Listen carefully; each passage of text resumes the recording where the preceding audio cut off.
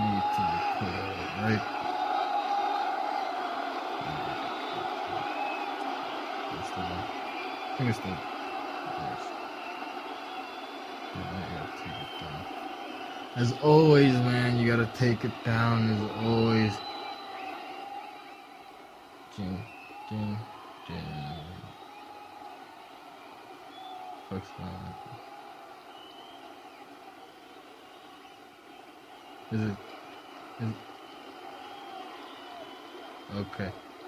Okay. Ladies and gentlemen, boys and girls over the age of 18 years of age, if you're not, once again, turn it the fuck off.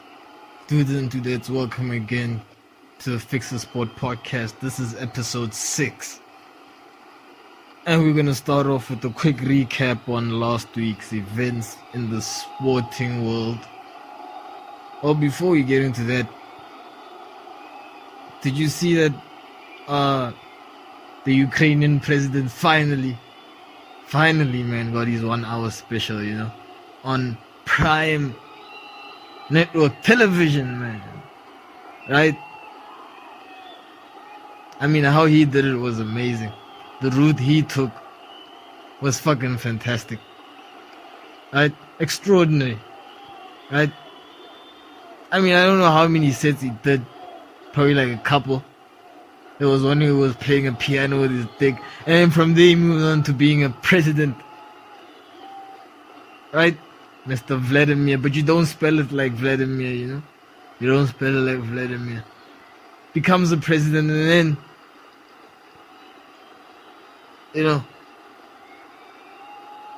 I won't say nothing about the war. But then finally he gets these 1 hour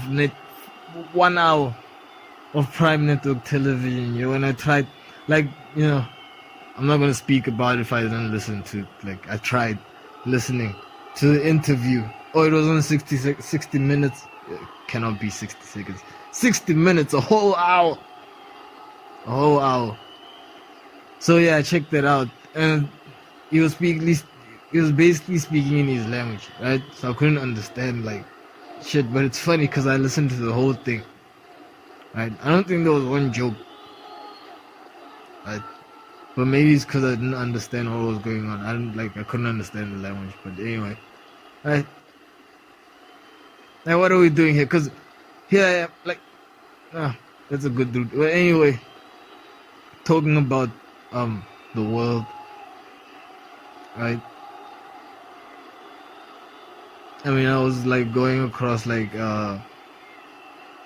phone, and what I do is I scroll through my headlines. I mean, Google and shit, and Google just pops up headlines and shit, So I don't know if it's doing that for me or if it's doing that for my phone, but anyway.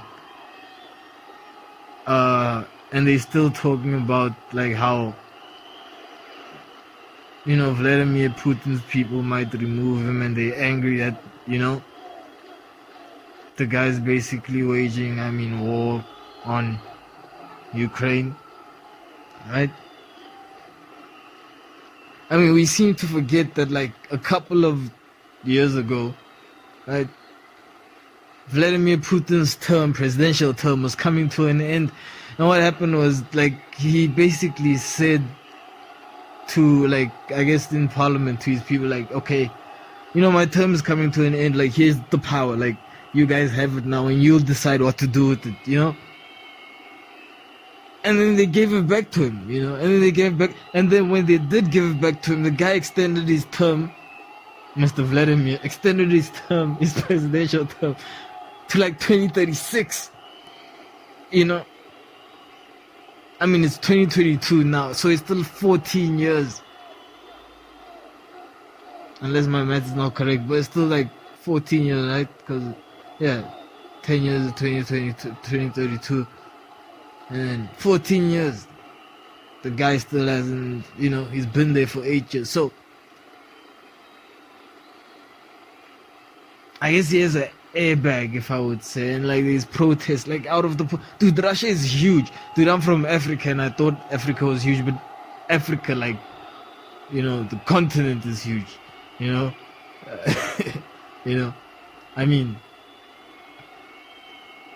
mean, the continent might be bigger than Russia, but Russia, like Russia as a country is bigger than every country in Africa. Let me say that, right? Better get your act together, man. Right? Fuck these borders. Right? So, yeah, and like Russia is huge, and like Russia is huge to the point where like you know that thing where the government does, right? Where like they send like agents to like your house to like see how many people they to like count, basically to keep a tally, on how much we fucking or not fucking, right? Reproduction, right? They do that with plants as well. And animals. I mean, that's saying something. But anyway, so yeah, sending them agents, to your house and like to count it. Russia's so, like the size of Russia, Do you think those government agents like get everyone, Like I don't think they do. I think Russia is so like. I think the size is so large, brother. Like when you're an agent, and you're walking up to some areas and you just get like 30 miles or 65 kilometers out the countryside, right? To the point where you get into areas where the tires are just starting to freeze up and the rims are just starting to freeze up, like everything, like fuck. Gosh, turning back, I think there's a huge like area, surface area of Russia that the government agents don't even go, and I don't think they even try that hard to go. I mean, like you'd have to be like a professional, mountain / snowboarder / skier, to get to some remote areas, I mean, you'd say that about Alaska, and I don't understand why is Alaska like part of like the USA? I mean, like it's divided by Canada. Like I never got that, right? I never got that because you have South America, which is cool. I see the division. Then you have North America, the United States of America, man. The land of the free, right? Unless you African, then you just like these before like okay.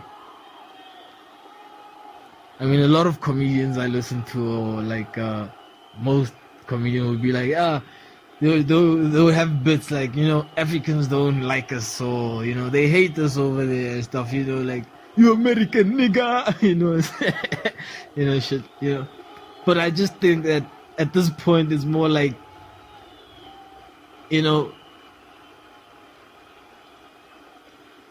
more like asking ourselves like, why are you still there? I mean, it's 2022. To be honest, I don't think there's a third world country in 2022, right? They shouldn't, like, there's no third world nation in 2022, right? So you have a whole continent that you could just move back to, and the economies of scale, allow it, right? No more police shootings because your police are black or African, right? Like your senators are African, like,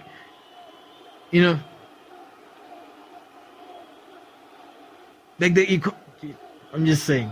But anyway, but you still choose to be there. But anyway, that's a debate that was had way back, yeah, right? Not even political. But anyway, so yeah. What was I saying about before? Right? Talking about Vladimir Putin and the war. Fuck, I just lost track. I mean, that was like deep. Fuck, I just lost track of what I was saying before, like the... fuck. Okay. So yeah, Vladimir Putin has gonna have it for the Russian people. Like Russia is huge. You know what I mean? Like so, right. And he's gonna be president for a while, right? As well as the Chinese president, Mr. Xi Jinping, who's gonna be president for life, right? And at this moment, the USA just doesn't have that at the moment, right? You just don't have that at the moment. I would like to have that, but it would have to be like an all white, person, right? From head to toe. And the population is just not like that. And that's the problem. However, man, if everyone just goes back to their nations, everything will be cool. And we just see each other on YouTube, we have to no more conflict, you would fight amongst yourselves basically and shit like that. But anyway, coming back to the world of sports, a recap of last week's events. A lot happened, especially in the Premier League, man. The league that they play in England, right? They're not drinking like tea or frying chips. We were colonized, but we do the same shit. The old people here drink tea, and there's literally a franchise called Fish and Chips, It's that would really give McDonald's a run for his money in terms of locations, Not saying where the locations are based, but how many of them are out here, right? Yeah. So yeah, the English Premier League, and you had Everton, right, who was playing Burnley the previous week, Sean Dyche's men. Right, you had Everton playing against Burnley. And Burnley won the game, like we said in the last podcast. But we thought, and coming out of that game, we thought that Burnley was because now it's a relegation battle, but we called it we said they're chasing a title, right? They're fighting to win a title. Everton and Burnley, right? So the team that had the most difficult games, it seemed, was Everton, because they faced United straight after that, and it looked like a difficult game. It was a difficult game, right? But for some reason, not for some reason, but Everton won the game against United. And vice versa for Burnley, who were facing a Norwich side, right? They were not to be pushed over. They're the last, other than Watford, right? They're the second last team that you would say is getting relegated. And Dean Smith's men, we're not gonna be a pushover on that day, and they did beat Mr. Sean's men, but by a goal. I think the score was 2-1 at the end, or 1-0. Right, but anyway, the surprise result really was Everton beating United. United couldn't even manage a draw, right? So, but then what does this say about United's ambitions for Champions League? Their position. Granted, it was difficult going into this game to especially with the form of the other teams around, right? So what would be the objective for United at this moment, right? Because basically, I guess that's throwing in the towel, kudos to Everton, because that's a huge 3 points, because the Premier League is tough. 3 teams get relegated, man. 3 teams, right? And at the bottom get relegated, right? However, 3 teams don't lift the championship. You know what I mean? So Oh, but 4 teams do get into UEFA Champions League spots, so whatever, man. Stop complaining, right? So yeah, like, what's United's objective? Well, like, there's no vision. I mean, there's no mission. Like, it seems like there's no direction, like, moving forward. And when you're a manager like Erik ten Hag at this moment, with rumors coming out that maybe RB likes it, like RB Redbull Leipzig, want me as manager, even though they cannot offer the financial package. You have to say, really, I think they're just like exercising like the UEFA champion. Basically, they're just saying, RB Leipzig is just saying, fuck, we're in the Champions League next season and United's not. However, I just heard, I didn't just hear, like, I heard it a while, for sure in the morning or something like that, from an analyst who said on ESPN, right, FC, who was talking about how Erik ten Hag is from like a wealthy family, and so he won't be influenced by the money, the financial aspect of being United's coach. Okay, fine, but is that true? I hope that is true, because if that is true, that means that no matter whether United qualify for any European competition, I'm talking even the Conference League, man, dude, right? So any competition, any European, like they have a chance. There's a chance that they will not qualify for any European competition. So if he still goes there and agrees the deal, then he should have like 100% authority over the whole team, and no player should be like above even like a word he says, right? Because that's saying something about the manager's character, So yeah, that was a tough defeat for United. Tough defeat for the team. Yeah, I mean, like, what do you do from that? With 7 to 8 games to play in the league, Shit. But anyway, is there another surprise victory? I don't think so. I don't think there was a shock defeat or shock victory from anybody. Like, every team performed, right?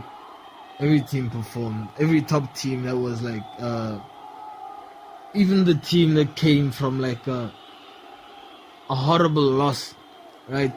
Too horrible, like the team that conceded how many goals? I guess they conceded 4 at Brentford, right?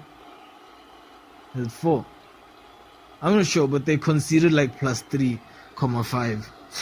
Fuck, they conceded plus 3 goals at Brentford, and when they played Real Madrid, they conceded 3 goals. So a team that conceded plus minus 6 to 7 goals in the last 2 games, Chelsea FC, given everything that's surrounding the team, right? Given everything that's surrounding the team, all the like club sale, not sale, right? Investment,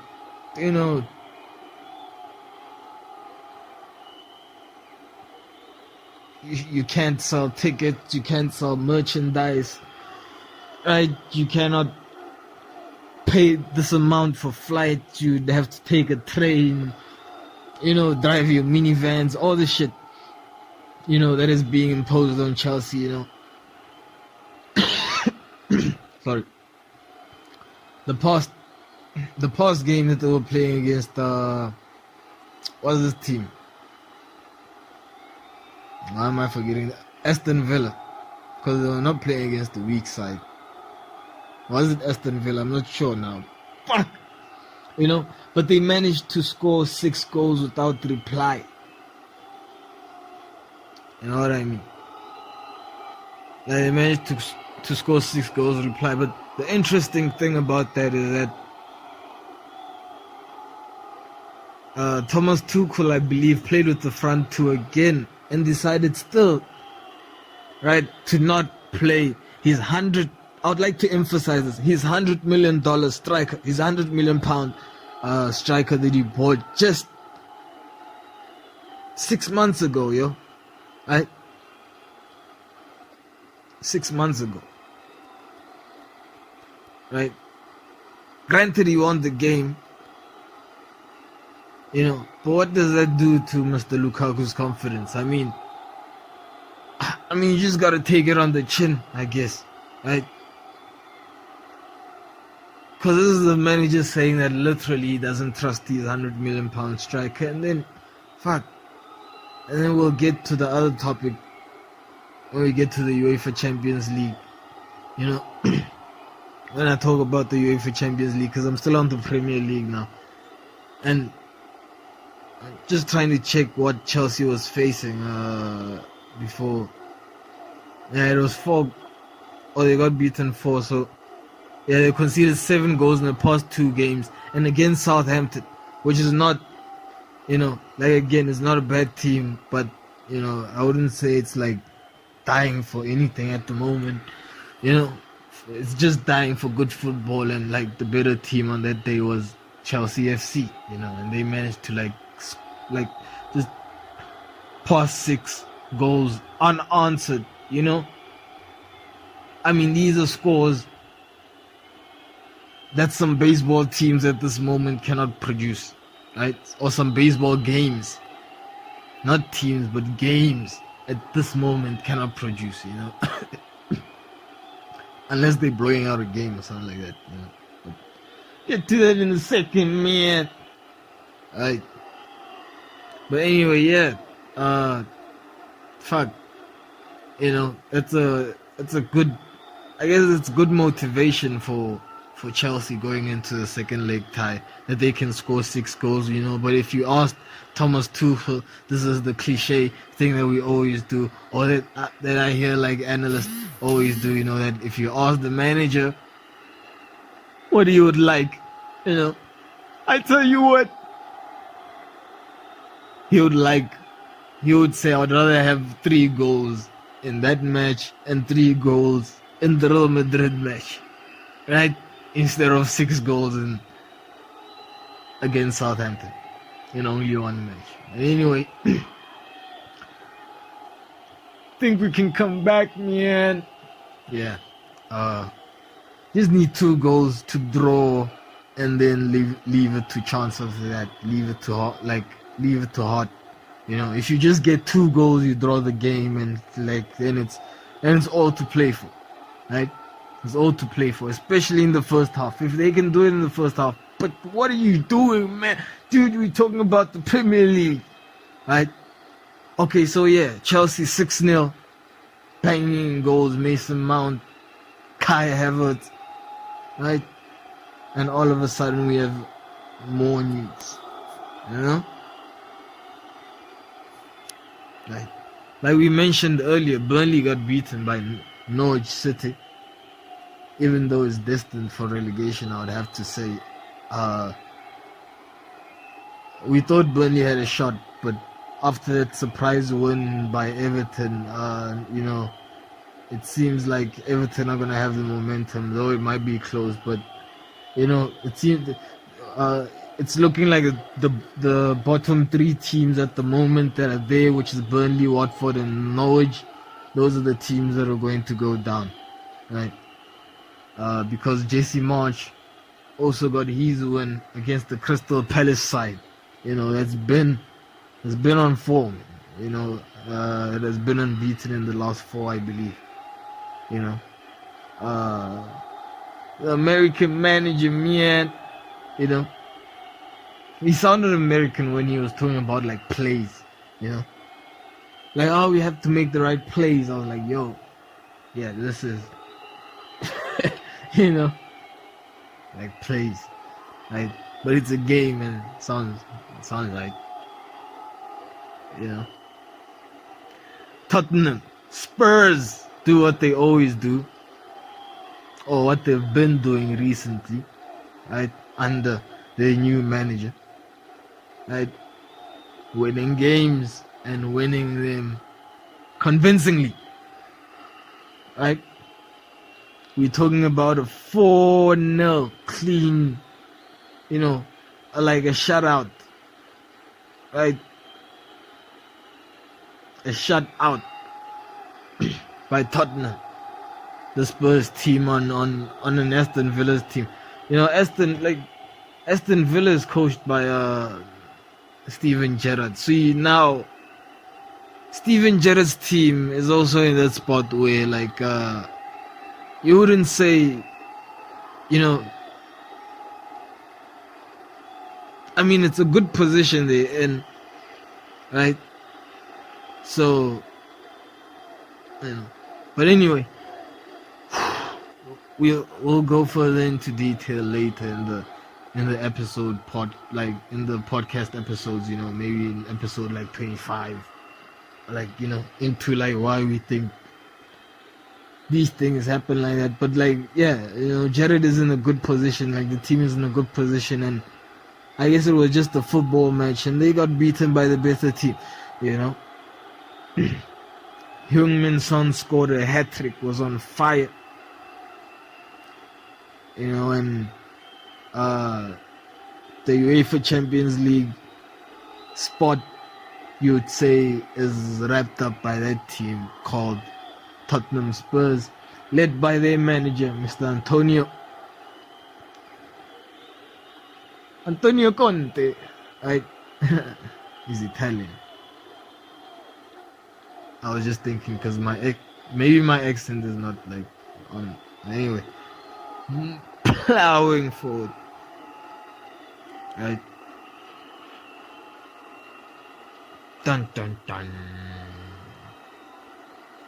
Oh, we almost missed. Oh, we missed something. It was the match of the week, the match of the season, right? The non-title decider, man, right? It was Manchester City versus Liverpool, And we have to start off, I have to start off by addressing the fact that not addressing, but just talking about how they were this rivalry was soft. The managers, the game was hard. The game was hard, man. You could see that Manchester City got their blue belts and shit, right? They were getting elbows, but they were giving some elbows, they were getting ankles, and they were giving hit. What? No, they almost, they were, I don't know, they were getting ankles, and they were taking ankles, right? Plowing forward, So the match of the season, really, was Manchester City versus number 1 and number 2 in the Premier League. Jurgen Klopp's side, the German dictator, right, versus Pep Guardiola, the master tactician, right? The master tactician. Liverpool against Manchester City, and man, we could get into this because it was, going into it thinking that Liverpool are gonna win. If you had your money on Liverpool, your heart, was in your chest. Your heart was pumping out your chest like that Tom and Jerry movie. You know what I mean? Yeah. When Tom and Jerry has that it's a Tom or Jerry, not and, because there is no episode where they add it together. Or maybe there is. Right? But anyway, it was a tough match to watch as a Liverpool, if you're a Liverpool fan. Right? If you're a Liverpool fan, that was a tough match to watch because just from kick-off, right? City just like took it to them, man. Like Manchester City just took it to them, and I think it took a like, from kickoff you could see the high line that Liverpool was playing, and like it wasn't evident from like the start, right? Because you just thought, okay, maybe it's because they're starting the game, but they always play like that. They always play like that. But the thing is, I think it was like less than 10 minutes into the game, they got caught, right, because of their high line. Right, a long ball over the high line and a run is made into the final third, right, and a City player is one-on-one with the goalkeeper, right? I mean, the game was so good. The rest of the game was so good after that period that it overshadowed how good that save from Ellison was. That save was phenomenal, right? That save was phenomenal, because if that goal goes in at that moment, the game is over. It's over. It will how they say that game would have been like 4-5-0 or 4-4, 3-3, or 5-5. If Sterling's chance was converted, right, and Ellison didn't make the save that he did, the game would have really been 5-4, and Liverpool would have lost, right?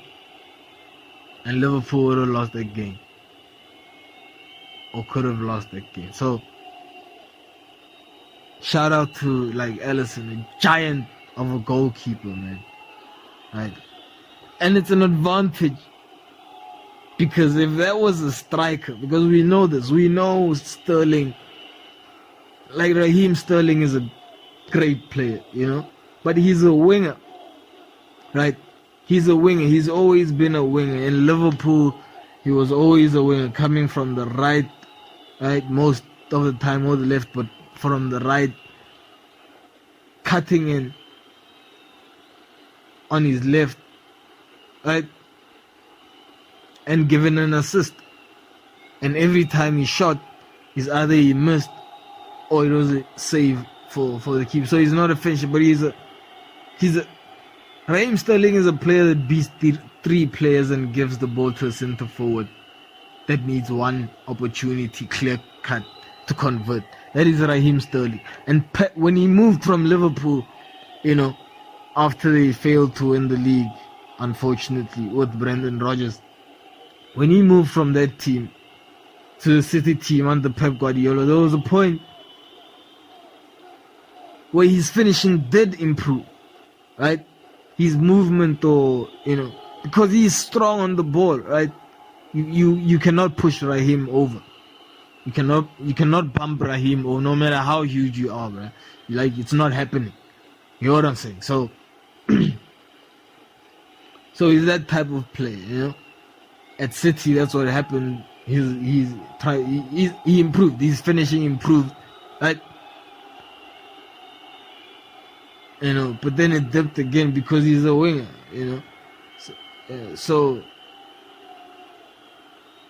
this thing of City not playing with the centre forward and playing with middle fielders, that's the result. Because even though Jesus, right,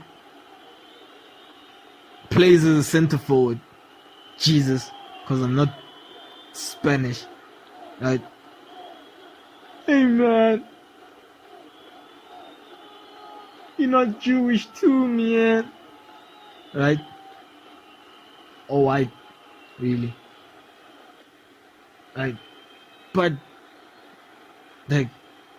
my entire life, I said Jesus. I'm not just gonna start saying Jesus.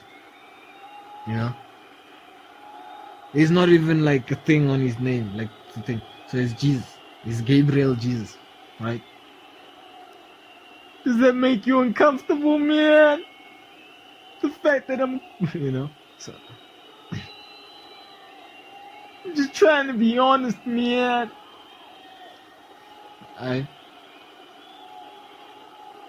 It's real, man.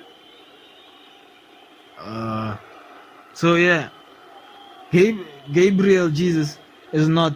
I mean, he plays center forward, but like, you know, he's a brilliant number 10.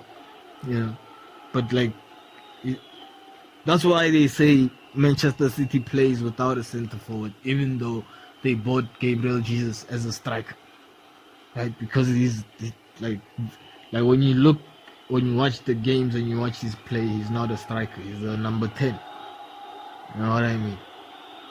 So, and after that chance, I must tell you, I gotta tell you that it made Liverpool a bit jittery, right? Because it seemed, and it looked like Jurgen Klopp, Liverpool's manager, was told the team, and that was the tactic going out. That was the strategy that we're gonna hold the high line, right, to the point where we're at our half. So whatever ball that comes in will be in their half. If it's short, and if it's long, we'll see it from a mile away, right? This is a brilliant strategy. This is the best way to play, I believe. If you're playing attacking football and you press from the front, and that's why there's only a 1 point difference. And I like how Jurgen Klopp basically plays his team down, which is good. I mean, that's fucking brilliant, right? And just says, nah, we're not the best. We wish we were the best like City. But if you really look at it, Mr. Pep at City has won the league, yes, like twice or 4 times, right? And all of that.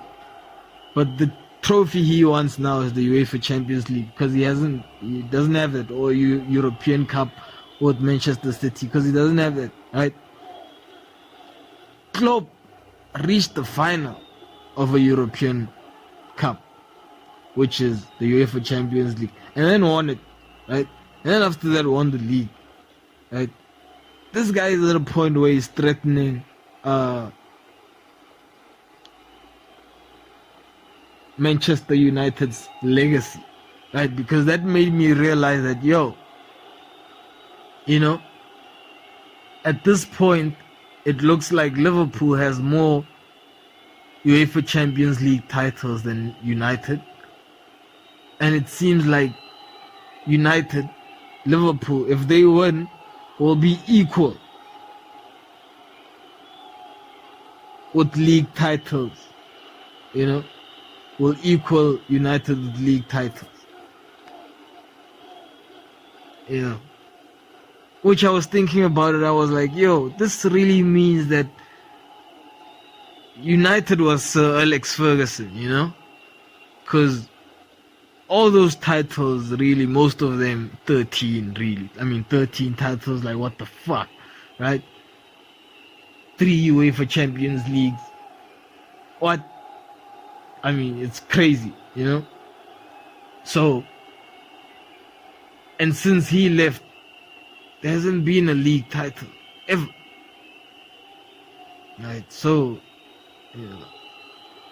Anyway, this was just, I guess it was a point about how Klopp is brilliant at playing his team now. But yeah, from kickoff, you have, what's this? You have Liverpool playing a high line, right? Like I said, if the ball is played from long, they'll see it from a mile away. That's what they're thinking.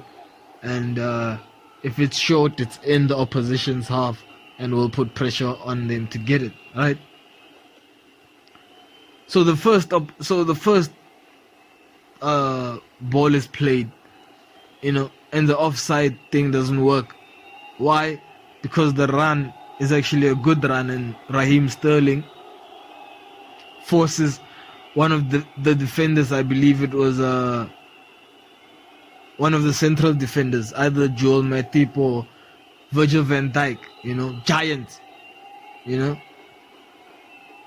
Raheem Sterling, fairly short, forces one of these central defenders to chase after him because of that run, and then he's in and forces Alisson to make that save. Now, the reason Liverpool were feeling jittery was now, okay, this was the strategy from the manager, and obviously, just because of that one attack, we're not going to change it, right? We're just going to keep on doing what we were instructed to do or what we always do, right? And if you're Jurgen Klopp, because it happened so early in the game, like 10 minutes into the game, and if you're the manager of Liverpool, right, you basically there like, okay, I would like to shout out instructions to the team because I can see this.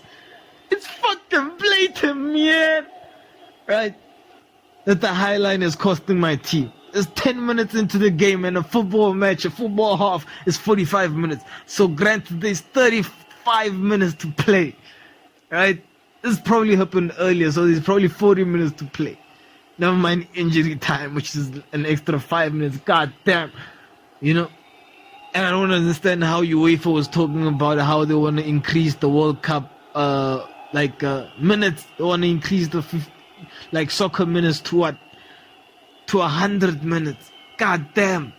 I mean, managers and players are already complaining that, we're playing too much. It's too many games, especially if you're a top team and you want to win everything and you want to entertain the fans, right? Because you want to win everything, right? You're playing every 2 days, basically, right? Imagine if a game was 100 minutes. Like, what the fuck? Right? You're going to be unable to do that, right? I think the better situation would be like, okay, a game is 30 minutes. A normal sitcom without commercials is 25 minutes. And since this is a sport, if it's not being scripted out, but this is the best script because, sometimes it doesn't work. Sometimes, the things don't go according to script, right? The ball hits the bar, a player trips. You know what I mean? Shit like that. Right? So, sport is real, if it's not being fucked with too much. But anyway, if you do it right, it's alright. Right? So anyway, why don't you decrease the minutes from 90 to say 30 minutes, right?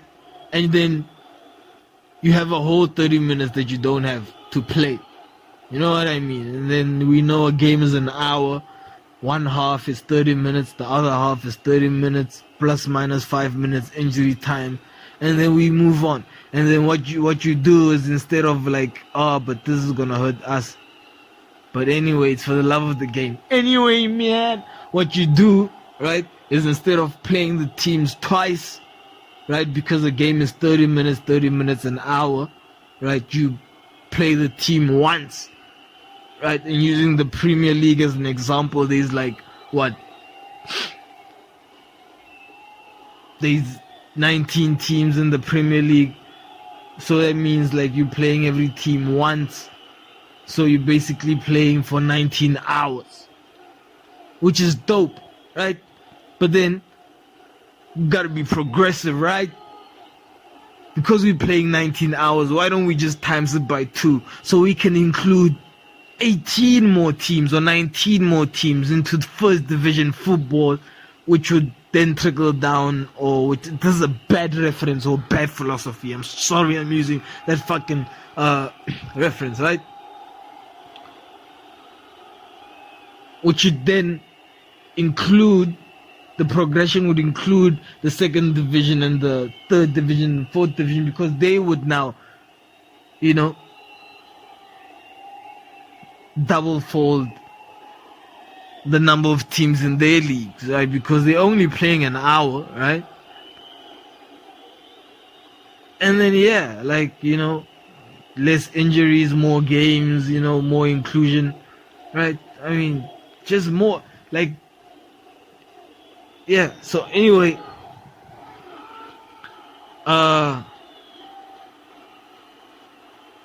so Jurgen Klopp is not gonna shout out, do not. Oh, he has to do it in Germany, Heinz die Ball back.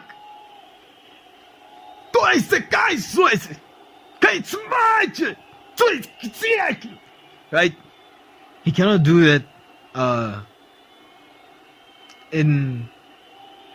during the match, because like right next to him is Pep.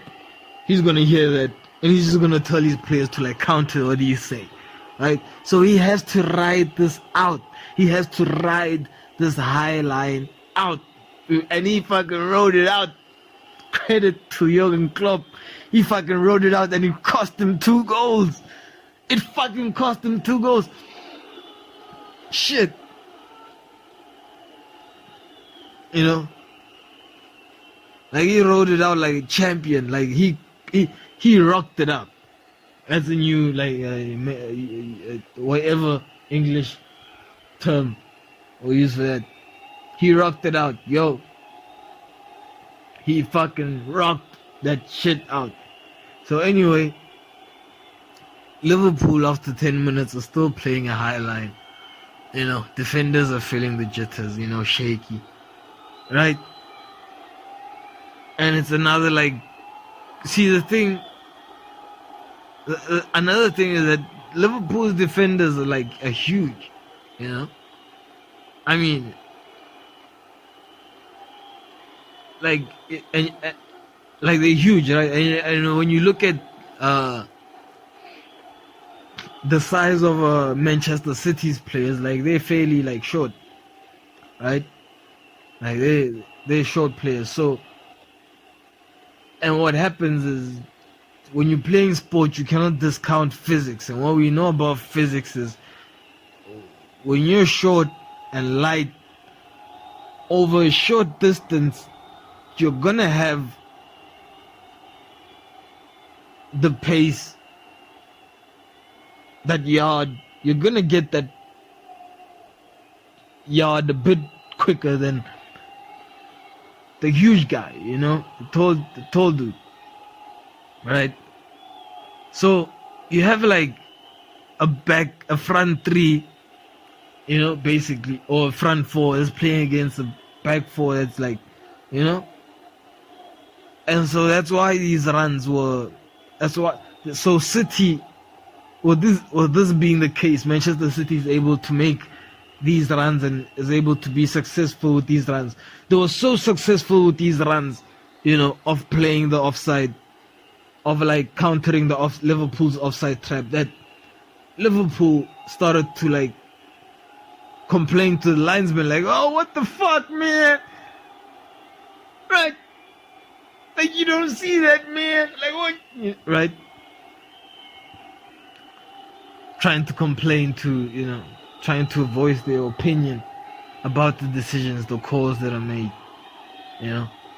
But you gotta play to the whistle. That's the thing. You gotta play to the whistle. You cannot play to the if you play there's no problem playing the offside trap, right? There's no problem holding a highlight. But if the player goes through, you must run after him. But if he beats you, you must run after the player so that you can clear it. And after you clear the ball, then maybe it's offside, maybe it's not offside. And if it's not offside, then you cleared the ball, then there's no danger. But if it is offside, then it is offside, then there's no danger, right?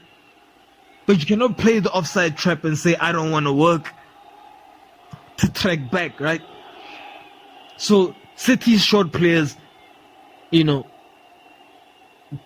gain a quick yard over, you know, Liverpool's gentle giants that were not so gentle during that game. I must tell you that. I gotta say, boy, right?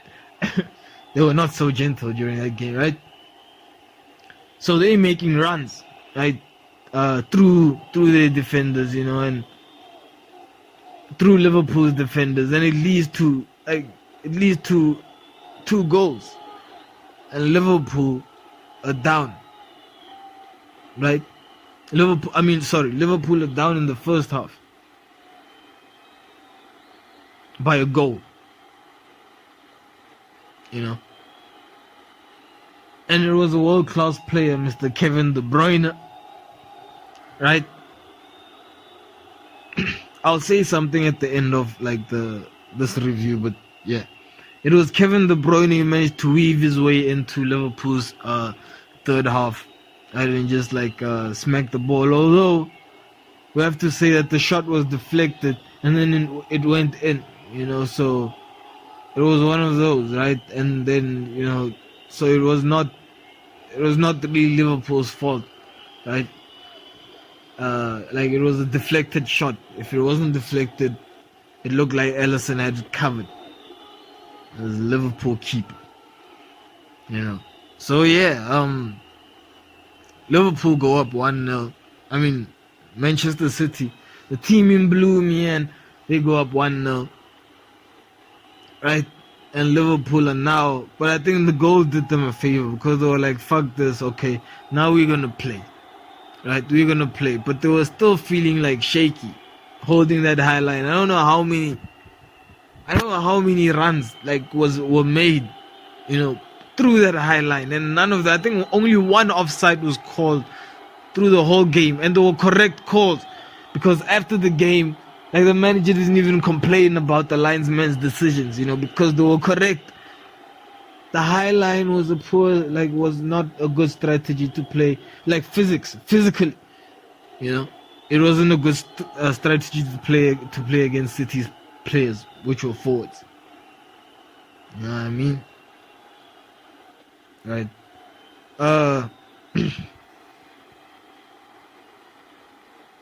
So yeah, City goal up, right?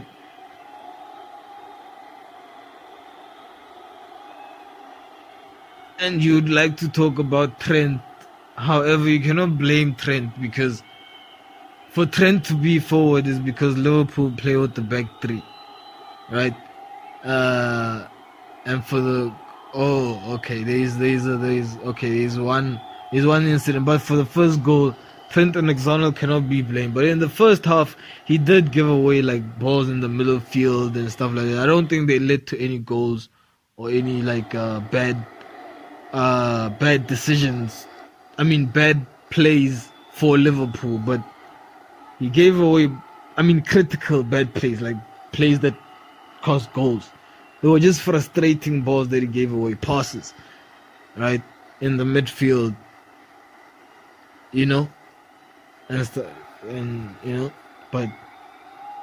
but yeah. But he makes up for it, in the 14th minute. It's good Liverpool play, great play actually, and it's Diego Jota, DJ, right, the Portuguese, that gets his goal again. That comes up tops for Mr. Jurgen Klopp again, gets his goal. And Liverpool are back 1-1. And the confidence is back. However, right, the confidence was back for Liverpool. But the problem is it was the first half. And they still playing a high line, man. It was crazy, man. The high line was so crazy. Dude, every time City got the ball and I saw Liverpool's high line, my head just went into my arm, shit. You know what I mean? Oh fuck. Right? It's gonna happen. You know what I mean? So that high line was fucking crazy. Right? And it's how they play. It's how they play against every team. But against this team, they got caught out. Right? Credit to the players. They listen 100% to what the fucking manager tells them, yo. And credit to them, right? And as I'm watching the game, so at this point it's 1-1, Liverpool and City. I guess confidence-wise, both of them are on the same level. However, Liverpool's defensive line is fucking them up, But but then I see a play, right, that happens where a defender's tracking back, chasing after a ball, and he toe pokes a ball, right, to his goal, and the keeper grabs it, right? So it gets me asking now that, like, what the fuck is a back pass in football, like, anymore, you know? Like, I used to think that if the ball went touched your foot, any part of your foot, right? Never mind your leg, I understand your leg, right? But if it touched any part of your foot and it went involuntary or voluntary, you know what I mean? Like, what are we doing here, right? Involuntary or voluntary. If the ball touched part of your foot and it went back to the keeper, your own keeper, and he grabbed it with his hands, right? With his hands, that was a back pass, and an indirect free kick was supposed to be taken there, right? But it seems that we've become soft, right? We're giving soft yellow cards, we're giving soft penalties, we're giving soft fouls, we're giving soft VAR decisions, right? And now we're giving soft rules, right? Soft legislation in football now, right? A fucking back pass, like you can pass your... What the fuck? You know what I mean? I mean, the keeper doesn't even have to trap the ball and then grab it. You know, he just has to grab it, right? It used to be that if you passed it back with your head, that was fine. Your shoulder, that was fine. You know, your thigh, that was acceptable. If it came off your shin, you know, you won't go to jail for that. However, you toe poke it, in fact, facing your keeper. Facing your fucking keeper. And we don't have a back pass. We don't have an indirect free kick. Right?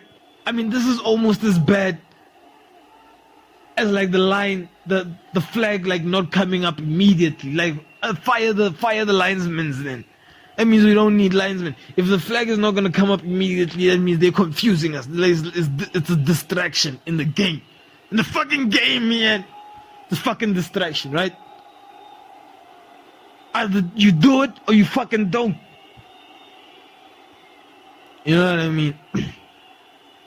Alright. So it's 1-1 Manchester City and Liverpool. Right? And... Whoa. And Liverpool are like playing out from the back. Right? That's how confident they are. They're still playing out from the back. But this is this is the difference with I would say, I don't know, but like, look at the scenario. You have a team that's playing a high line. You know, that's Liverpool. That's evidently that, you know, clearly has been instructed by the manager to play that way, and we're not at half time yet. You know, they're directed by the manager to play that way, right? And there's events that happen during the game whereby the game we're playing is compromising us, and then there's no player in the Liverpool squad that was like, okay, we're gonna turn, like, let me do this instead of that, let me drop back. You know, maybe the captain will say, let's drop back a bit, or, you know, maybe let's not, maybe push a bit harder from the front, you know. Maybe if you're gonna have a back, maybe if you're gonna have a high line, defensive line, maybe you shouldn't let, you know, the first pass go through your front three players. Maybe you shouldn't do that. If you're gonna have a defensive high line, maybe the first pass shouldn't go through your first front three players.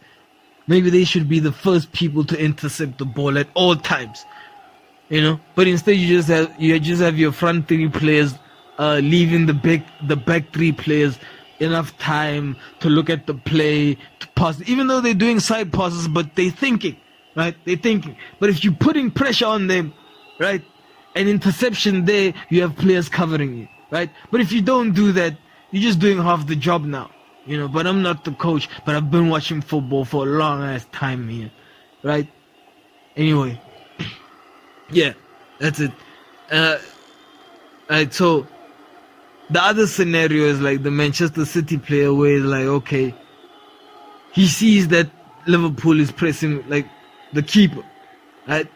Because City's Because City's strategy also is possession football, where it's like play out from the back, keeper passes to defender, defender passes to defender, defender looks to see if there's a pass to the middle field. If there's a pass to the middle field, they'll do that. The middle field will get it sideways, maybe forward, maybe backwards, right? Possession football, 80%, they must have 20, right? That's how City does it, right?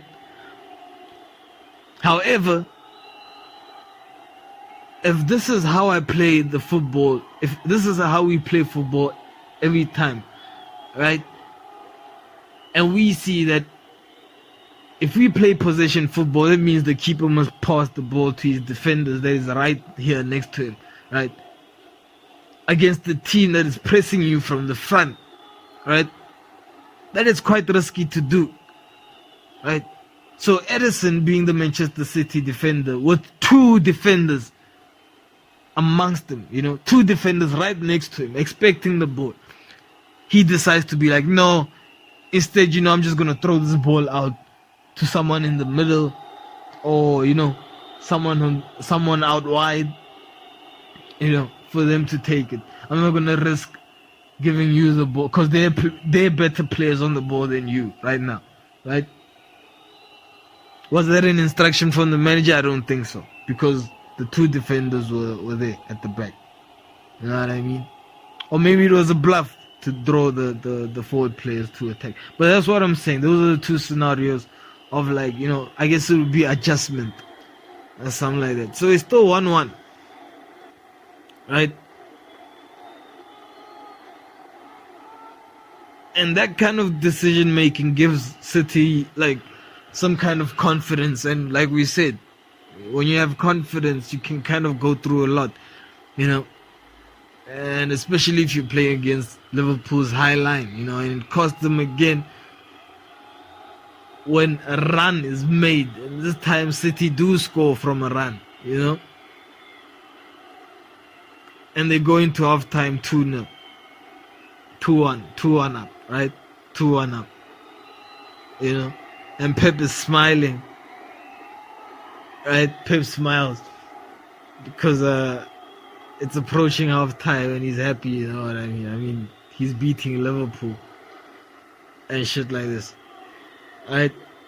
But after that, the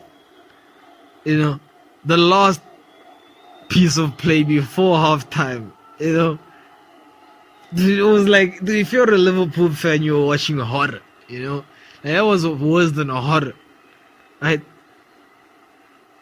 And I don't like horror. Like, fuck. I don't fucking like horror. But that was worse than a horror. Right? Because Alisson had to come up with another save before halftime because of Liverpool's high line, especially with the set piece.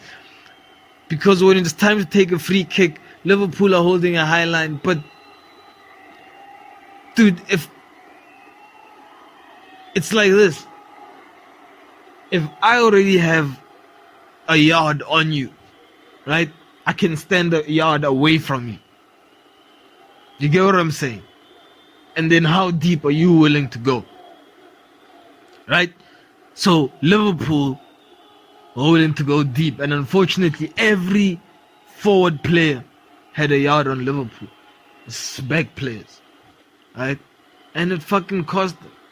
Right?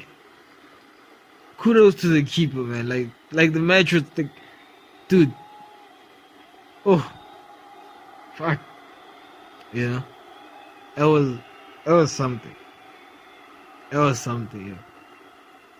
Dude, you had defenders celebrating corners, right? That's how the nerves were in that game. You had Liverpool defenders, celebrating corners. And they never do this against any opposition. You know what I mean?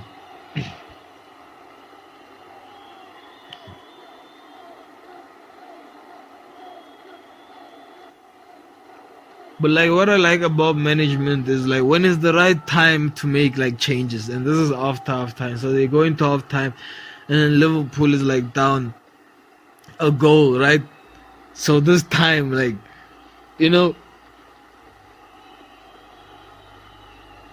Jurgen Klopp in the dressing room can let it you know, basically can fire it up, right? You know, I'm just saying, like, So anyway, they were good.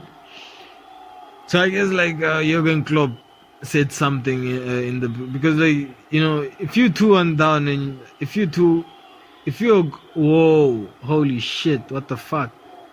That is what. Anyway, if you're 1-0 down, I mean if you're a goal down, right? Liverpool going into the dressing room because of a tactical thing, like. I mean, I don't think Jurgen Klopp gave them an earful, but he, because he realized that it's the high line, and then second half, basically they didn't play the high line. They tried to, right? I don't know, is it being cocky? They tried to, but they didn't hold it as high. They didn't hold it as much. They didn't hold their nerve as much, right? Or basically, they didn't trust the Lions people as much, the Lions men as much as they would like to, so they ran quite earlier and all of that, right? But good management, what happens is that you make good calls, and it was 15 minutes into the second half. And the change is already being made, The change is already being made. And look at how competitive this is. Liverpool makes a change, right? 15 minutes into half time. The new signing comes on who did well, was notable, right? The goal scorer comes out, right? Minutes later, this is the Liverpool change. Minutes later, you have Manchester City making their change. Riyad Mahrez coming on for Raheem Sterling, and Riyad Mahrez, what a fucking player! Almost won the game for the citizens, The free kick, dude. You just have to see that the ball goes like the ball goes around the pole and then comes back in. But then curves so much that it hits the back of the pole, right? I mean, how much do you have to curve? Dude, that would be like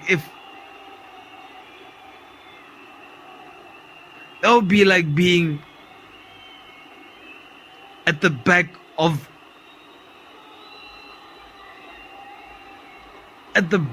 a hockey net, the goalpost, right? Like 90, like straight at the back, like 180, at the back, and then hitting the puck, right? And it spins in such a way, it goes into the goals, right? With your feet. You know what I mean? But kudos to hockey, like ice hockey, field hockey is a waste of time. Like, just play soccer.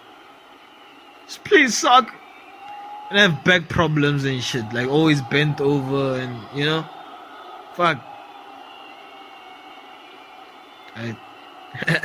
Anyway, so yeah, minutes later you have the citizens, they making a change.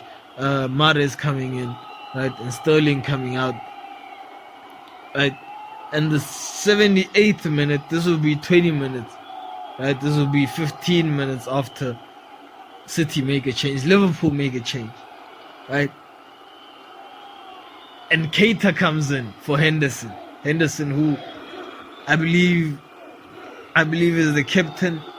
I believe Jordan Henderson is Liverpool's captain, if I'm not mistaken, right? So he comes out. I don't think he was too happy about it, but anyway, he comes out and Keita comes in. Basically, this is just saying that I want fresh players on the field, right? I'm not gonna lose because one player is like tired. Sorry. You know what I mean? Which is good management. Like, I hate it when managers wait until the 90th minute, until injury time to like bring 3 players on, and the players basically have 5 minutes to make an impact, or one of the players don't even touch the ball within that space of time, right? It's fucking disturbing, you know. But anyway, we stop supporting teams like that, man, right? On the Fixasport Football Network, right? Hey, can I plug an ad? Okay, here's an ad, people. Please check out the Fixasport Football Instagram page at Fixasport, and this is where we have like our match picks that we do on the top 5 leagues of football across the world, including the MLS, which is an asterisk, right? You know, basically I'm referring, the MLS and the PLS is an asterisk, by the way, right? Oh, this is an ad. And I'm referring to like the Premier League, the Serie, La Liga, which is the league in Spain, the German Bundesliga, and the Uber Eats League, basically.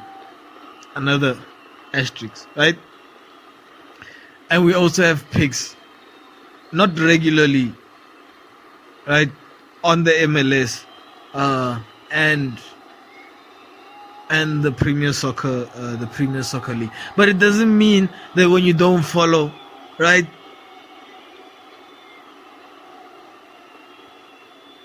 Americans, right, it doesn't mean that if you don't follow the other leagues, you cannot not make money off of them, right? Because we do the hard thinking. I tell you what, MLS is a hard pick. That's why, like, that's why they not. It's really a hard pick. It's almost as hard as a fucking cricket pick when India's in the game. What did you say? you know, it's a, you know, that's how hard the MLS picks are. But anyway, check out the Instagram page at Fixasport for all the latest updates on the Fixasport Football Network. You know, where we talk all things football, all things sports, you know, and how to make a living off of them. A living. Long term. But anyway, I mean, yeah. And so for the episodes, you could check for the podcast episodes. You could check the YouTube channels at Fixasport. No, the YouTube channel is Fixasport Football Network YouTube channel. Just type in Fixasport Football Network in the YouTube search box, and then you'll see the goal, and that's it. Right? You know, if you got there, you know what to do from there. Right? Like, subscribe, follow, share. You know, if you like the content. If you don't like it, still like it. I mean, you know.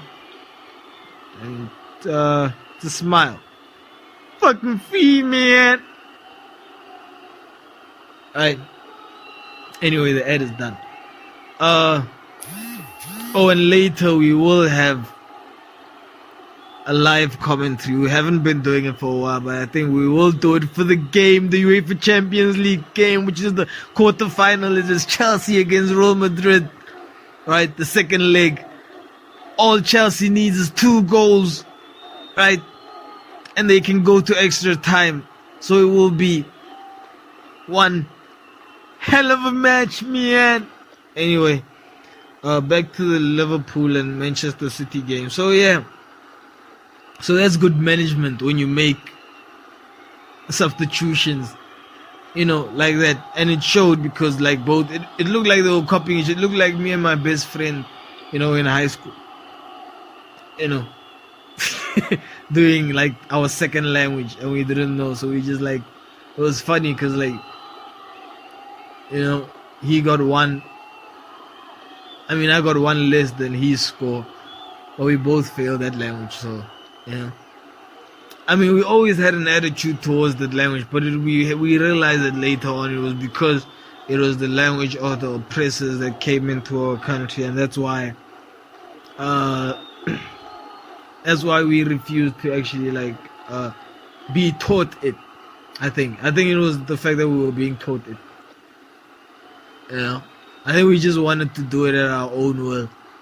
You know, and be like, yeah, Marek, near man, right? Right. But anyway, so that was that. Yeah, good changes that were made, right? So Mane comes off. Oh yeah, the 100. Like, they seem to not be playing their £100 million players, these teams, right? Because when I'm talking about the changes, and as we said, Mahrez coming on and Sterling and Keita and all of that, you know. But the final substitutions, right? The final two was like Manchester City making a substitution for Gabriel Jesus coming off, you know, and putting in their signing, you know, that they bought for £100 million, you know, £100 million signing, you know, coming on for the last 20 minutes. You know, it's more than Lukaku's playing, I gotta say. Hoping that it'll make an impact. Hoping that it'll make an impact. But the man that made an impact is the man that has been making an impact. Is that man, Mr. Spider-Man. Spider-Man. Right? Liverpool's number 10. You know? Equalizes for the team. You know, the score is 2-2, right? A bit of change of tactics. Hold your head if you're Liverpool because of that defensive high line until the 90 minutes final whistle comes. And it was a toe-to-toe match. A toe-to-toe match. And like we said in the previous podcast, it was not the title decider, man. Against all odds. Against all headlines. You know, against all channels that have 1,000 million hectillion subscribers. It was the channel with only 2 people listening, right? Isn't it always though, right? It's always like that, you know. It is not a title decider, and you cannot get. Well, we also said Liverpool were gonna win. But however, it looks like Manchester City got their blue belts, or the green belts, or whatever belt you get before black, because they took it and they gave it out. And shout out to them, man. They were not to be bullied on that day. It was 5 yellow cards. Liverpool had 4 yellow cards, right? Just put this into perspective. Liverpool had 4 yellow cards, and City had 1. During that game, so it was a match, right? It was a fucking match, you know. So the top 2 teams cannot be split. Oh, who would have known, right? The top 2 teams cannot be split, and yeah, it was a crack of a game, you know. Credit to hold on, someone wants to come in, so I have to pause this. Oh yeah, so it was a dude that comes in to take care of here's the cows, right? Where the cows are, there's no electricity, so he comes by the house to charge his phone, man, right? Because we have the electricity and shit, man. Right? So yeah, it was a crack of a match, I gotta tell you, right? Anyway, let's move on to La Liga, which is the Spanish Premier Division, right? And shout out again to Barcelona and the manager Xavi, because dude, what he's doing, you know, Manchester United needs someone like that, someone who has been there, and I think that Michael Carrick was that someone that could have stayed there for a while, However, he didn't want his reputation to be tainted so fast, and he just left, before they asked him to leave, because like it's sad, because Xavi has been at Barcelona, and he's like, when you know that mentality and you've been winning, right? You've been in that school, you're from the school La Masia, you know the culture, you know what it is and what it is not. You get results like that. I'm talking 15 matches unbeaten, 15 matches unbeaten. And you have a European tie coming up, but you still produce the goods in the league, They were talking about you saying you're going to be relegated this season. However, you pulled out a fucking run and you're in contention for maybe pulling off an upset in the league, right? I mean, it's extraordinary, and fucking, that's why I love football. Dude, do you get what it means to be unbeaten in this time? If you're a sports fan, right? If you're dude, I'm talking in critical matches, in matches that are not critical, in being unbeaten as a big team like Barcelona in this time, producing a run like that, it's it's fucking amazing, man. It's what football is, right? God damn, So they produce a fucking goal thriller at Levante and they go through 4-3, right? So it's a wonderful job he's doing, because the opposite would be like Athletico Madrid losing to Mallorca, which I guess they, how I described the Barcelona, it will be me describing this Atletico team losing, and it would be the opposite, right? Which would be moving on to the next game, right? I guess the other team that we could talk about is Villareal, the Yellow Submarine,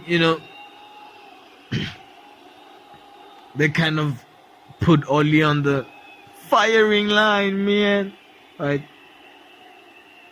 The hot seat, the roast, you know what I mean?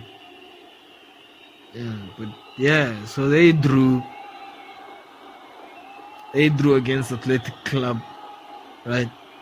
The reason we're talking about them is that, bear in mind, Atletico is a team, right? Atletico is a team that lost 1-0 against City in a Premier European tie. You hear what we're saying? Villareal is a team that beat one of the best teams in Europe, right? Even though they're playing in the Farmers League, Bayern Munich, one of the best forwards in the world, right? They beat them 1-0, and then they come back home, and then they draw against Athletic Club 1-1. This is why we're highlighting these games, right? Because they're playing tonight. They're playing in 2 hours, By the time you're done listening to this podcast, episode 6, right? It'll be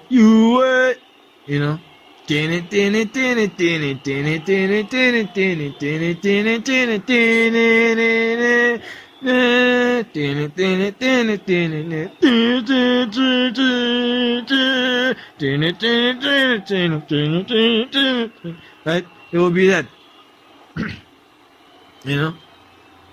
Sevilla win, but however, Real Madrid in the Liga comfortable, and even though we were hyping up Barcelona so much, I don't think they will come close. But that performance by Barca, that run deserves hyping up. I don't care who you are, but that's why it is difficult for big teams to win. Because you get to a point where there's a decision now you must make. Do you want this or do you want basically the bag? You know what I mean? And how they You know? Howdy, howdy, I was like, howdy, partner, right?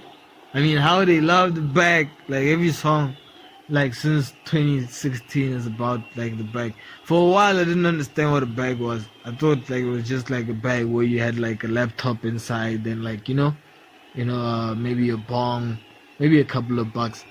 But it actually meant like a sack, like a bag with like I guess if you're Mr. Mayweather, like $1 million, cash, man, inside the bag, and that's why I need to have like a sniper 30 yards away and another sniper for him 5 yards away. Right? Anyway. How do you get a sniper for your own sniper? Like, that's the thing that gets me paranoid, Like, security. Like, security is like the most, really, the only thing. Yeah, security is it gets me paranoid, And it's the only, I always think about, having bunkers. And maybe I shouldn't be, saying this type of shit on the podcast. Yeah, no. I'm not concerned about security, people. I'll be in the, out in the open, right, and shit. No defense at all. Right, drinking Coca-Cola and all that shit. You know what I mean? Next. Yeah. Oh, I always talk about the Uber Eats League. The Uber Eats League basically is League 1, which is the top division in France, right? And it's sponsored by Uber Eats, which is funny, and it's almost as funny as Chelsea being sponsored by Trivago. Like, when I saw Chelsea being sponsored by Trivago, I was like, what the fuck? Trivago? What the, yeah, damn, no. That's it. Right? But anyway, so yeah, in the Uber Eats League, PSG have won it. It ended, a while back, if I'm not mistaken. Probably not mistaken. It ended a year ago. It ended when Messi did the transfer, basically, when he signed that free transfer to PSG. It was over. It was fucking over. The Serie is quite close. Right? The Serie is so close, that you could actually put your money on the top 3 teams. I know that's not profound, but if, get in line, man. Right?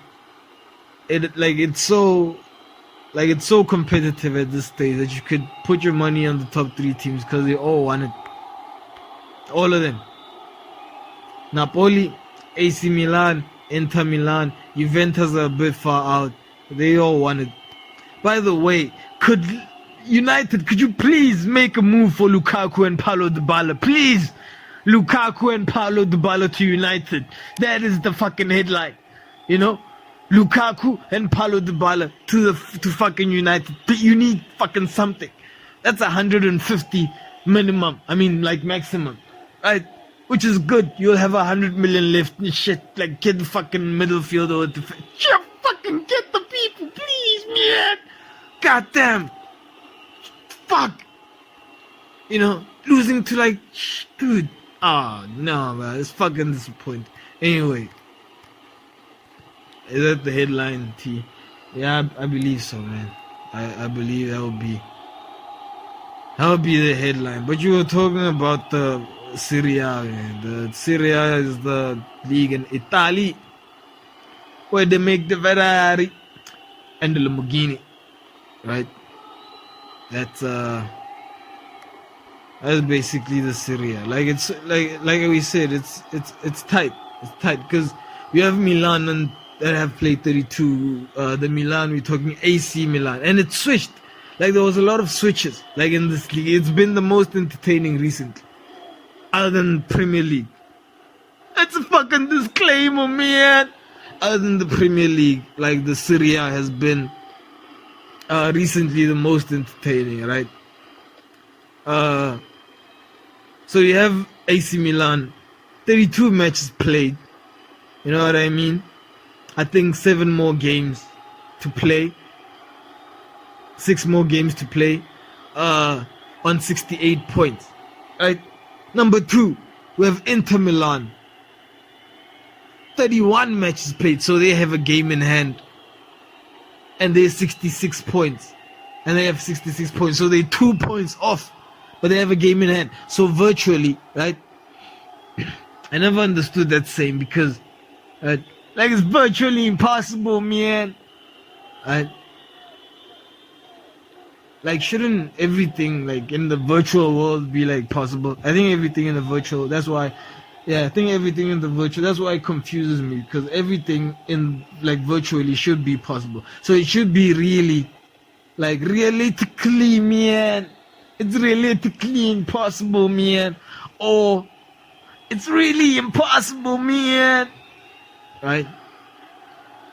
Really. So, yeah, number 2. So 2 points. So virtually, if they win, the game, right? They're a point ahead. They're a point ahead because they would have played both. They would have played like equal games, and then behind them we have like Napoli, FC Napoli, right? Team in Naples, right? Naples. What? Team in Naples. They're also on 66 points, but they've played 32 matches, so they are match behind Inter Milan, but 66 matches, yo. So yeah, it's gonna be like hot and interesting. The top 3 teams for the Serie is gonna be flaming. So one to keep an eye on, like dreadfully so. One to keep 2 eyes on, right? 2 eyes on. 2 eyes on. Seems like a good like Bleach character or like a good anime character. There's the series of 2 eyes on. 2 eyes on. 2 eyes on. 2 eyes on. 2 eyes on. 2 eyes on. 2 eyes on san. I don't know. But anyway, yeah. And then the Bundesliga is also like a bit tight, but it's like really not that, like, you know, it's not that, you know, it's not as tight as Serie. Like, dude, Serie is as tight as Gandhi's asshole. That's how tight Serie is, you know. That's how tight Serie is. You know, but anyway. And the Bundesliga, to a lesser extent, because it's like only 2 teams, and the first team, which is Bayern, even though they're on equal matches played, which is 29, Bayern is like 9 points clear, you know, and they're not likely to slip up, you know. So it's not like we're gonna keep an eye on the Serie, the Barclays Premier League, which is gonna be hot, you know. In the next episode of the Fixasport Podcast, which will be episode 7, we'll go into the Manchester City and Liverpool's next fixtures, because we're still waiting for the UEFA Champions League to get going, right? And have that done, right? So yeah, the Serie is hot and tight, right? Plowing forward, man. I mean, what else is there to talk about? Right, today. Oh, there's like 3 more sports I would say we have to talk about. You know, there's the MLB, the Major League Baseball, and on about the Seattle Mariners. You know, I mean, dude, see, this is the difference between teams that win games. I mean, that win championships. And good teams, right? Teams that win championships are great teams. The teams that go unbeaten in like, you know, consecutive matches, and good teams. And I think I supported adoptedly the Seattle Mariners because they're a good team and their pitcher is great, right? The pitch is great. However, this is the start of the season. And they win their first 2 matches, right? Well, I would say they're good wins, right? Against the Minnesota Twins. Minnesota Twins, man. Right? I mean, it's a 4-game series. They win their first 2, right? And for some reason, right, they just decide to blow out their last 2.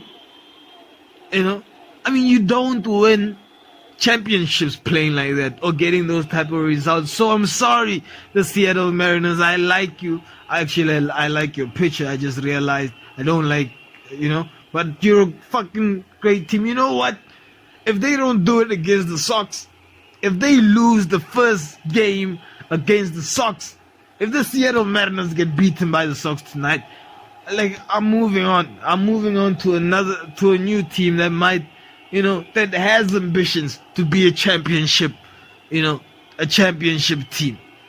What team would that be, man? Huh?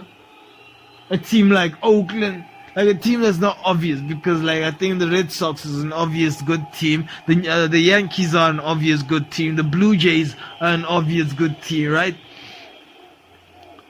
The Braves are not really I think I need a country team, a team like Oakland. Right? So if the Sox don't do it, I'm moving to another team. And I'll announce that team in the next match, in the next episode, in the next podcast episode, which is episode 7, right? I'll be done with this. Like, I cannot, we don't have time to waste time, my nigga. We gotta make time, bro. Right? The Yankees make time. You know that. The Yankees make time, so it ain't shit to come out here. Yeah. Right. Anyway, that's my 2 cents on, like, them Major League, So this is how, like, if you want to know how championship winners do it, right? This is how they do it, right? Like, for example, the Yankees play against what? The Boston Red Sox, man. Right? At home, mind you, playing at home. Playing the Boston Red Sox at home. The Yankees win the first 2 games of the 4-game series against the Red Sox, right? And then you know what happens? You know what good teams do? Oh, they lost the 3rd game, right? They lost the 3rd game. But you know what good teams do? Right? Championships do? They postpone the 4th game of the series so they can work out their shit. Because it's going to be a blast. And we'll decide when that day comes whether we'll need those points or not. Right? That's what we do. That's what championship teams do. You know what I mean? We're not going to lose 2 games in a 4-game series in a row. No! Fucking no! You know what I mean? Fuck. So the Mariners better do it. The Mariners better do it against the Red Sox. And shout out to the Blue Jays. A shutout. It was a shutout of them playing the Yankees. I think was it last night or this morning? I think it was last night or this morning, But anyway, it's the same story when we come to, like, the National Hockey League, right? So adopted, I'm a Tampa Bay Lightning supporter, and I thought they were gonna be the same as the Seattle Mariners starting off. Right? We thought they were gonna be the same as, like, the Seattle Mariners, starting off. Who? The Tampa Bay Lightning. Not the Tampa Bay Lightning, but Tampa Bay Lightning. The hockey team, right? The hockey team. So they started off good. And all of a sudden now, who did they lose to? They lost to... Okay, granted, you lose to the Bruins. That would be a good loss, right? You lose to the Boston Bruins, that would be a good loss. And then I guess we also lost to the Capitals, the Washington Capitals. See, that's a loss. I can't stand that much, but I guess it's a loss. Right, I guess it's a loss. So that's 2 losses in a row. I think they're third in the conference. Even though I think they'll make it, we wouldn't be rooting for the Tampa Bay Lightning if they wouldn't make it. So they have to make a comeback. It's them, Tampa Bay Lightning as well as Seattle Mariners. Yo, to prove you're a good, win the first match, referring to the White Sox. I mean the Seattle Mariners playing against the White Sox, playing away. God damn, right? Definitely, if you lose that, we're moving on.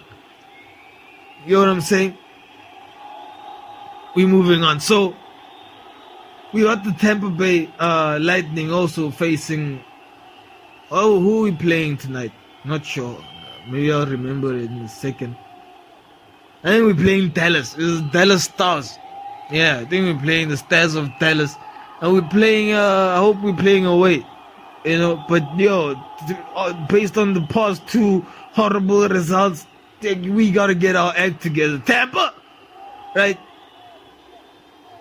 We Buccaneers in Bay this year, man. Like shit. Right? Gotta get our fucking act together, man. Right? So,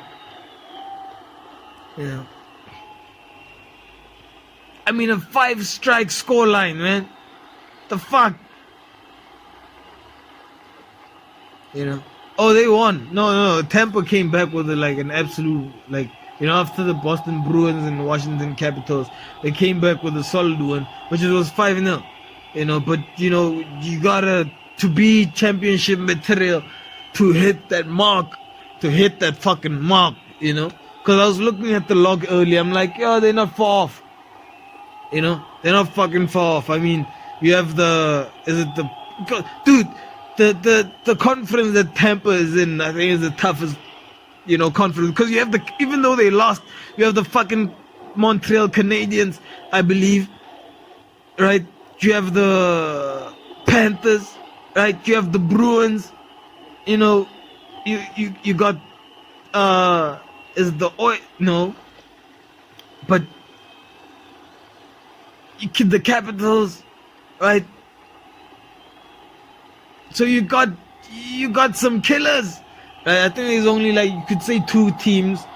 Even the Red Wings, you'd have to count them as a legit team that could fuck you up on a given competitive day, right?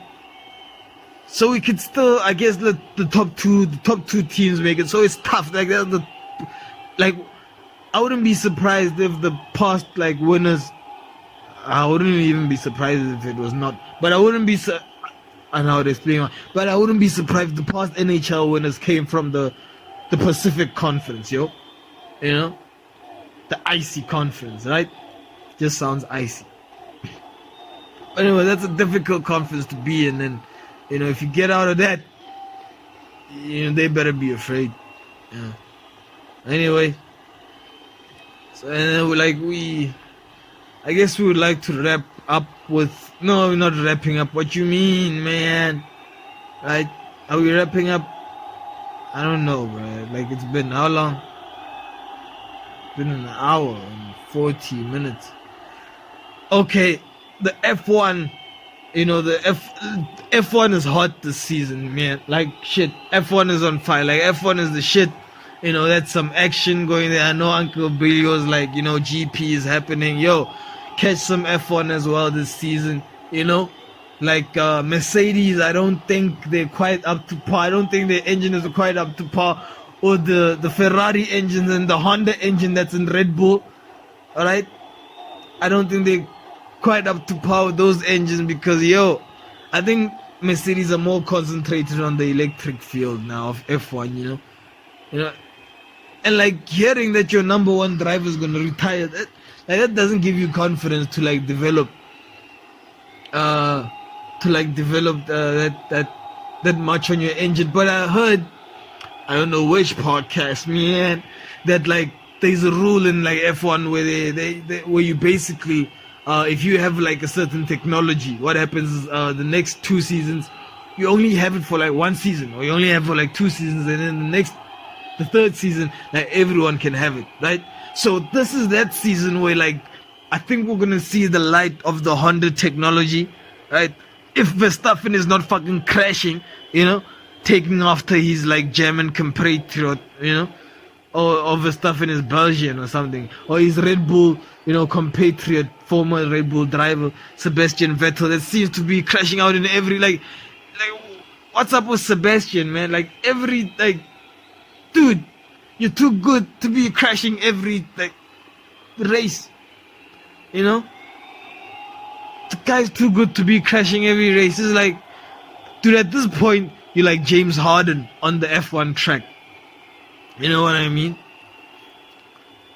I know that James Harden doesn't have like a 4 in a row championship, but I mean, like at the lightest of notes, you're like James Harden on the track. Cause the thing is, I root for Aston Martin.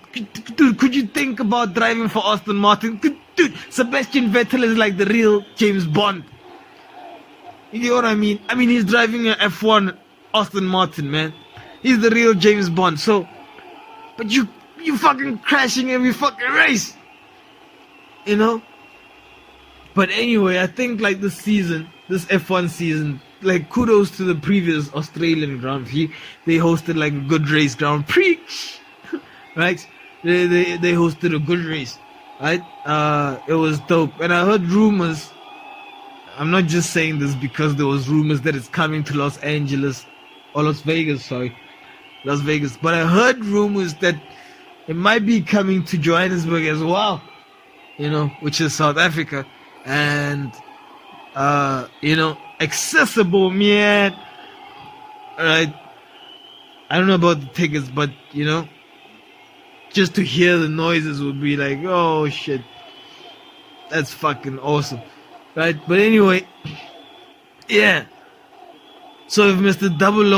007, right, could stop crashing every and actually have a decent fucking race, I actually like seeing the guy race. If he's racing, he has like a chance to be like the best driver of the day, even though he doesn't win, because he is the best driver still, skill wise, I believe, right? I don't think he's the fastest, driver, because he doesn't have the fastest car. So anyway, Charles Leclerc, the fucking Ferrari driver. I don't know if he's I don't know. I shouldn't even say anything right now. But yeah, Charles Leclerc apparently evidently drives the Ferrari, and yeah, the guy is also driving well, causing Verstappen to like crash into like walls and shit like that. If you causing like your the person that's on your tail to do that, I mean, like, you doing something right, But yeah, number 1 on pole position was Charles with the Ferrari, right? But the Honda engine is so good in the Red Bull that, like, even though Verstappen crashed out, it still took number 2 with Sergio Perez, Still took number 2 position, and number three I think was another Ferrari, right? And the two Mercedes could not be seen anyway. I mean, like, you couldn't see Mercedes nowhere at all, But Aston Martin is by far the coolest car brand in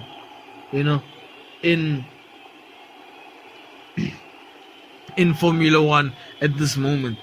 That's up until BMW comes up, but I don't think that's gonna happen because they stopped their combustion engine production, like some months ago, like they're not doing the petrol engine anymore, which I guess is good,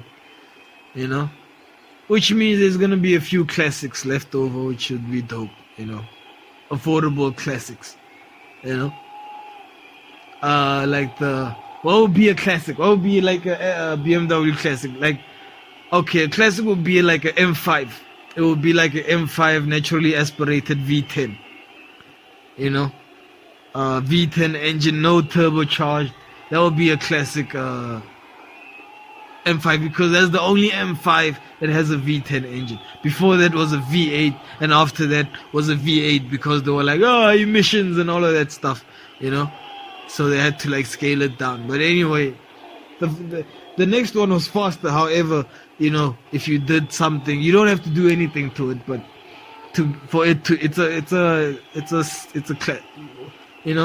one of those.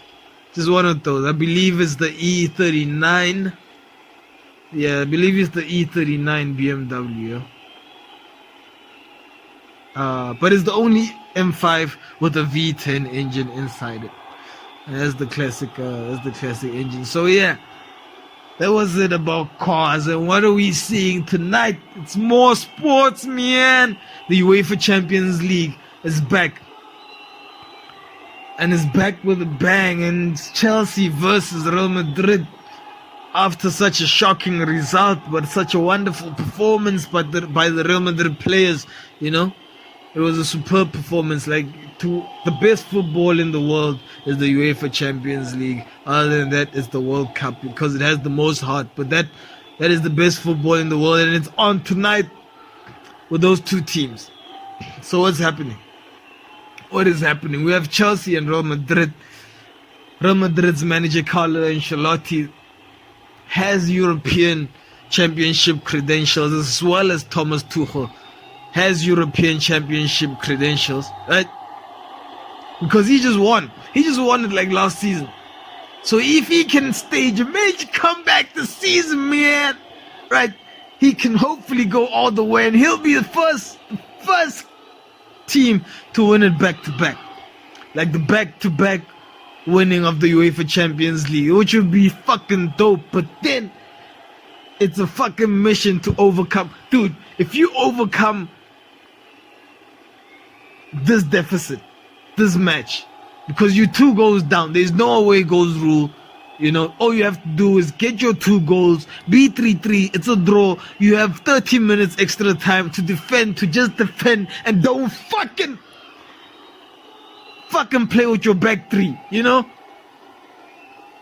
Because like one-on-one Real Madrid against Chelsea is like, you know, it seemed like the back 3 got sloshed. So if they can play, dude, if Chelsea play a 4-4-2 and there's news on Chelsea, you know what's happening? Lukaku's not playing again. Who would have guessed? Lukaku's not playing, and this time's because of an injury, man. So the guy's hurt, right? Has a little boo-boo, right? I don't play him for the past 3 games, and now I say it's an injury. No, just say you don't want them in the squad anymore, you know? Just say that, but I guess I'll say that because that's my position to say that. The reason that Lukaku's not playing is not because really he has an injury, it's because I think, you know, the guy hasn't been instrumental in the past 3 critical matches for Thomas Tuchel. Right? And so they don't trust him with the important match. So he's out, and it's a critical game. He's gonna play. If you play a 4-4-2, there's 4 defenders, 4 midfielders, and 2 attacking players, right? All you need to do is get 2 goals back, you know, and you have a game on your hands, man.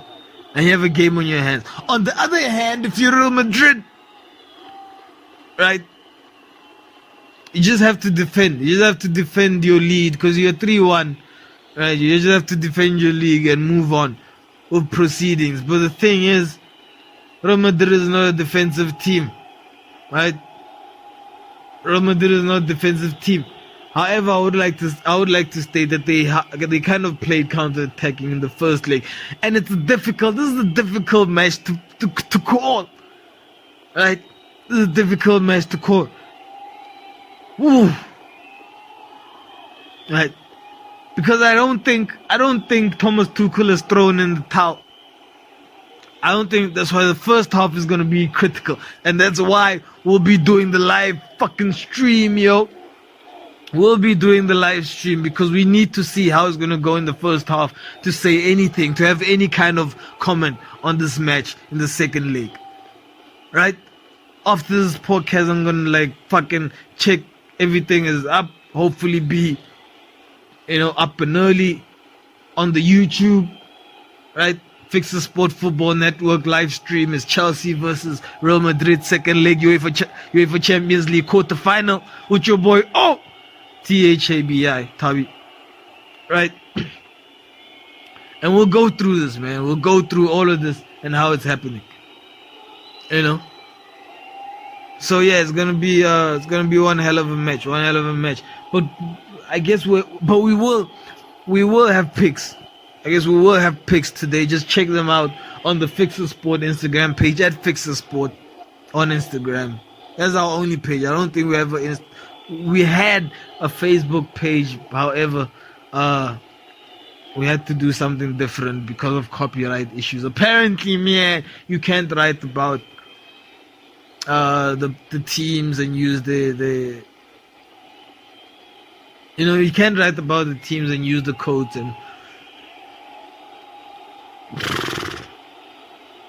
and the paraphernalia, and as well as the manager's pictures and all of that stuff. So I'm still doing research about that and how you can go around it and all that stuff. So until then, just go on Instagram where we just have our match picks and our promotions. But we said this early on, right? We said this earlier on. If you're listening, that's dope. The other match is what? It's Villareal versus Bayern. And Bayern are coming back from that. Let me just confirm, just to make sure, because I find I'm speaking the wrong stuff. But I'm definitely sure about Chelsea, yo. Definitely sure about Chelsea. Liverpool have done their job in the first leg. They won 3. They won 3-1. They can afford to draw the match, right? Kudos if they decide to not draw the match and actually play. But they can go easy on. Do they need to? I mean, they 2 goals up, so yeah, they could. I believe they could. Liverpool are going through, but what's gonna happen in the match, man? It's a draw, okay? It's a fucking draw. Really? No, it's not a draw, people. It's gonna be a clean sheet. I'm sorry. It's gonna be a clean sheet. Liverpool will not concede a goal. Oh, the nice thing about the bet is that just say it's gonna be a clean sheet, and then no matter which team doesn't concede, all we know is that there won't be a team won't concede in that game. So it will be both teams to score. No. So that will be the game, right? Yeah. So today's matches is basically Villareal and Bayern, basically demolished because they, dude, if Lewandowski wants to win the Ballon d'Or, or wants to be in contention, he has to do something, score 2 goals, a hat trick, something, go through, if he wants to win the Ballon d'Or. I'm just saying. So yeah, Bayern do go through in this match, heavy, Chelsea, we said we'll be doing the live stream, so you'll catch that out there. Athletico versus Manchester City. Manchester City will have no time to play against Atletico Madrid, so they will be looking to damage. There will be plus the confidence from the Liverpool game will be instrumental. And like we said with the Liverpool versus Benfica game, the team won't concede, and that will basically be it for UEFA. That will basically be it for UEFA, But for further picks, you can go on, and I guess today we will be having baseball picks and hockey pick. Obviously, Tampa Bay Lightning, baby, right? Sure, right.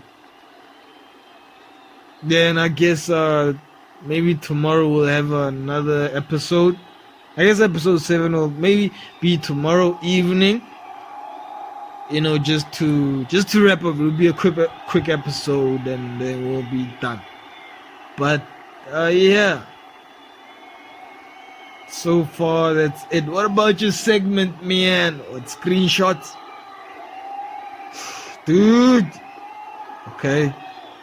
What screenshots do we have? Today? Oh, screenshots. We have Heung-min Son for Tottenham. An interesting statistic that says in open play goals, so which means like the goals that you didn't get because of a penalty. So basically the goals that you scored not because someone dived and baited the keeper, not because you got fucking tackled in the opposition's 18 area, not because of that, right? The goals that you got because you shot from long range or you dribbled past 3 players,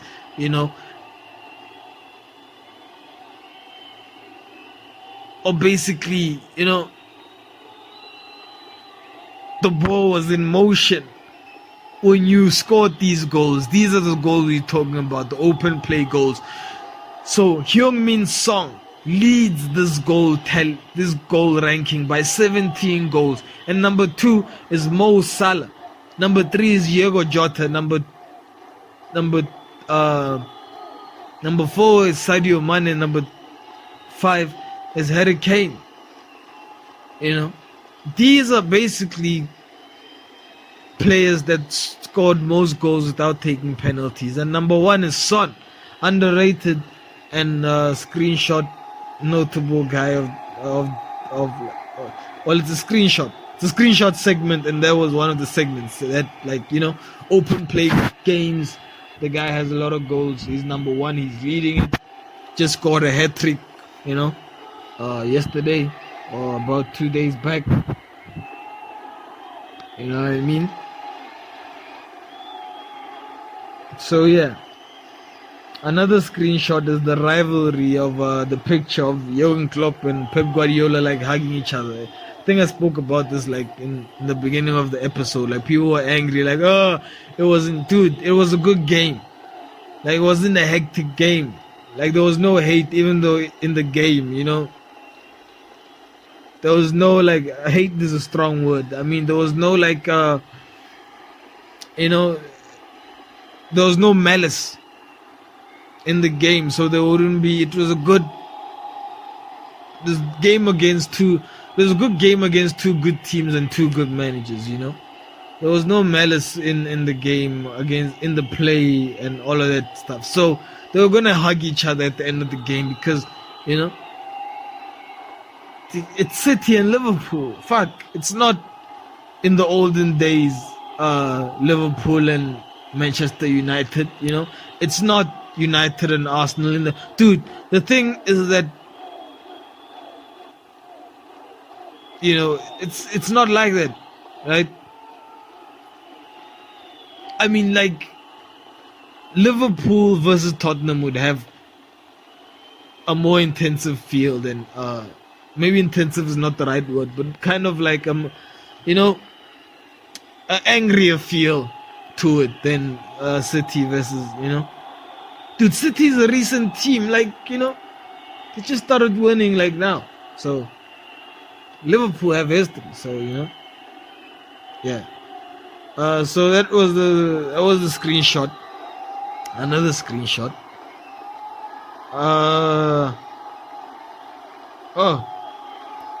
Yeah. And apparently, Everton again beating Manchester United. Beating Manchester United basically a goal, but they were spanked. So that deserved the screenshot as well. That deserved a fucking screenshot. And with that, I would like to end the podcast, ladies and gentlemen, dudes and dudettes. Thank you for being with us this evening, and please stay tuned to the Fixasport Football Network for the live stream of an incredible game coming up in the UEFA Champions League. Check out our Fixasport match picks. Hashtag winners take game by game all season long, and you tease at own risk. That's a disclaimer. Sports, entertainment, gaming. That's what we are. Fixasport Football Network, the Fixasport Football Podcast, episode 6. I hope you enjoyed it, and catch you all guys in the next one. And see you all there, man. And woman. Right.